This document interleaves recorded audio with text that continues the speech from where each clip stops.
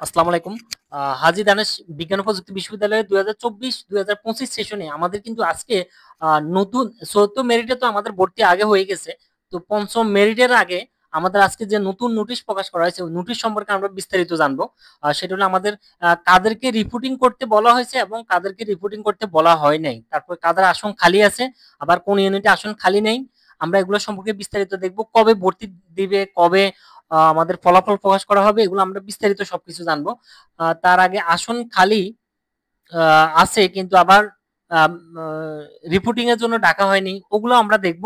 এরপরে আমাদের এই কোটাদারি যারা তাদের রিপোর্ট কি করতে হবে সেটা সম্পর্কে আমরা জানবো। তো প্রথমে আমরা প্রথম আজকে যে নোটিশ, ওই নোটিশের প্রথম কথা যেটা সেটা হলো চতুর্থ মেরিটের পর আমাদের পঞ্চম মেরিটের আগে আবারও রিপোর্টিং প্রকাশ করা হবে, আবারও রিপোর্ট করতে হবে।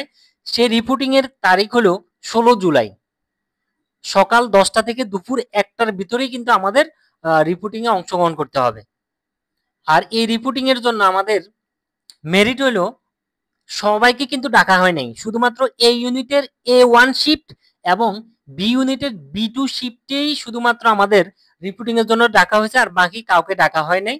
তাদের ক্ষেত্রে আসন খালি সাপেক্ষে কি করবো আমরা সেটা জানবো। তার আগে এটা একটু ভালো করে বুঝি যে রিপোর্টিং এর জন্য ডাকা হয়েছে এই ইউনিটের 258 থেকে 262 পর্যন্ত কিন্তু ডাকা হয়েছে, যেখানে আমাদের আসন খালি আছে মাত্র একটা।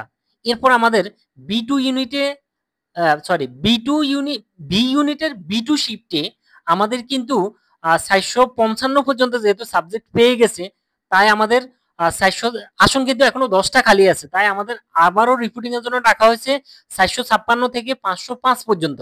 এটা হলো আমাদের B2 শিফটের রিপোর্ট। এরপরে এই যে আমাদের 10টা থেকে 1টার ভিতরে রিপোর্ট হবে, রিপোর্ট হওয়ার পর ওই দিনই কিন্তু আমাদের কে কোন ইউনিটে কোন শিফটে কে কোন সাবজেক্ট পেয়েছে সেটা কিন্তু আমাদের ফলাফল ওই দিনই প্রকাশ করা হবে। ওটাই ধরে নিলাম আমাদের পঞ্চম মেরিট। আর সেই ফলাফল প্রকাশ করা হবে ওই দিনেই, অর্থাৎ 16 জুলাই বিকাল 5টা পরে কিন্তু আমাদের এই ফলাফলটা প্রকাশ করা হবে। এরপরে এই যে ওই দিন যারা সাবজেক্ট পাবে, শুধু এই ইউনিট না অন্য ইউনিটেরও ফলাফল কিন্তু এই দিন দেওয়া হবে, মানে অর্থাৎ আসন যেখানে যেখানে খালি আছে। এই বিষয়প্রাপ্তদের ভর্তির তারিখ হলো পরের দিন, অর্থাৎ 17 তারিখ ভর্তি হতে হবে, সেটা বিকাল 4টার মধ্যে। তার মানে আমি রিকোয়েস্ট করব যাদের মেরিট ভালো, রিপোর্টিং এ অংশগ্রহণ করার পর কষ্ট হলো রেজাল্ট পর্যন্ত অপেক্ষা করে দেখেন আপনার সাবজেক্ট, মানে হয়তো 1টা পর্যন্ত আপনার রিপোর্টিং, আপনি এরপর চলে আসলেন, দূর থেকে গেছেন, আসার দরকার নাই। আমি রিকোয়েস্ট করব যে 5টা পর্যন্ত থাকেন বা 6টা পর্যন্ত থাকেন, সন্ধ্যা পর্যন্ত অপেক্ষা করেন, হয়তো 5টা বাজে রেজাল্ট প্রকাশ করতে পারে অথবা একটু দেরি হতে পারে। তা আমি বলবো আর কিছুক্ষণ অপেক্ষা করেন সন্ধ্যা পর্যন্ত। এরপরে দেখেন যদি আপনার সাবজেক্ট পান তাহলে তো আর কষ্ট করে আসার দরকার নেই, পরের দিন আপনি ভর্তি হয়ে যাবেন। 17 জুলাই 4টার ভিতরে ওই দিনে ভর্তি হতে হবে পরের দিন। এরপরে আমরা এখন জানবো যে আসন খালি আছে কিন্তু রিপোর্টিং এর জন্য ডাকা হয়নি, এরকম ইউনিটের কাহিনী কি, মানে কোন কোন শিফটে এটা করা হয়েছে। অর্থাৎ আসন খালি আছে কিন্তু কেন রিপোর্টিং এ ডাকা হয়নি, কারণ হলো যে পরিমাণ আসন খালি আছে ওই তুলনায় রিপোর্টিং এ যারা ডাকা হয়েছে আগে ওইটার সংখ্যা কিন্তু এখনো অনেক বেশি আছে, যার কারণে এখন এই যে A2 ইউনি shift, A3 shift, B1 shift, B3 shift, D1 D2, এখানে সায়েন্স এবং এর যে আলাদা আলাদা D2 শিফটের দুইটাই, টোটাল এই আমাদের 6টা শিফটে কিন্তু আসন খালি আছে এবং রিপোর্টিং এ যেটা আছে সেটা পর্যাপ্ত, যার কারণে ওনাদেরকে নতুন করে ডাকা হয় নাই। অর্থাৎ রেজাল্ট দেওয়ার সাথে সাথে আসন খালি সাপেক্ষে কিন্তু সাবজেক্ট পেয়ে যাবে এখানে।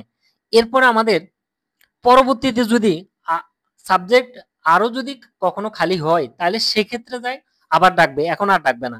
আর এইটা আমরা একটু ভালো করে জানি, সি ইউনিটের এবং আর্কিটেকচার ইউনিট, এই দুইটা ইউনিটের ক্ষেত্রে যেটা হয়েছে সেটা হলো আসন খালি নাই, এখন কোনো আসন খালি নেই, কিন্তু আগে রিপোর্টিং করা হয়েছে, তারা এখনো বাকি আছে কিন্তু সাবজেক্ট পায় নাই। এখানে 189 পর্যন্ত গেছে আর এটা হলো 55 পর্যন্ত।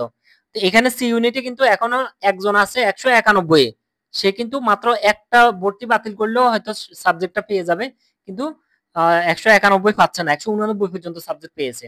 তা আমাদের এখানে আসন খালি নাই কিন্তু রিপোর্টিং এ ডাকা হয়নি, কারণ হলো এখানে কোনো আসন খালি না থাকার কারণে রিপোর্টিং এ এখনো কয়েকজনের নাম আছে, কিন্তু এদেরকে ডাকা হয় নাই।